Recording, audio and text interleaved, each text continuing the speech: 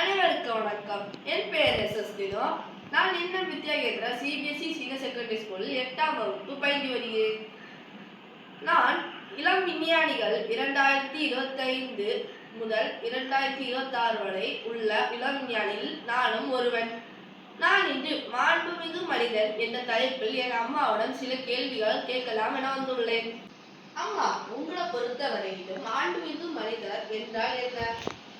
மாண்புமிகு மனிதனா ஒரு இடத்துக்கு போனா அங்க அவன் ரொம்ப அமைதியா இருக்கணும், எல்லார்கிட்டையும் நல்ல முறையில பேசணும், நல்ல நீட்டா இருக்கணும், அது எல்லாருக்கும் பிடிச்ச மாதிரி இருக்கணும், எல்லாமே கரெக்டா இருக்கிறது தான் மாண்புமிகு மனிதன்.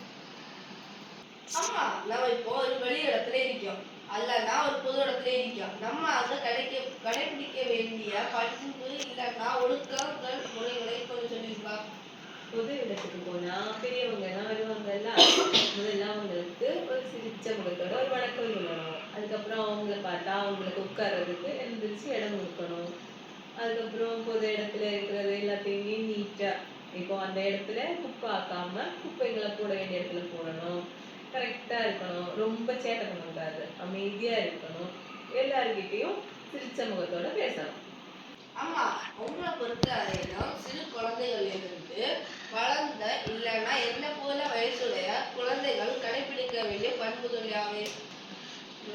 சின்ன பிள்ளைங்கன்னா ஒன்றை போல பிள்ளைங்கன்னா காலையில எழுந்திரிச்சு ஃபர்ஸ்ட்ல பல்லெல்லாம் தேய்ச்சி குளிச்சு நீட்டா இருக்கணும். அதுக்கப்புறம் அம்மா அப்பா சொல்றதை கேட்டு நடக்கணும். கரெக்டா அவங்களுக்கு படிக்க வேண்டிய டைம்ல படிக்கணும். வீட்டில் வர பெரியவங்களுக்கு மரியாதை கொடுத்து எல்லாம் கரெக்டா பண்ணணும். நன்றி.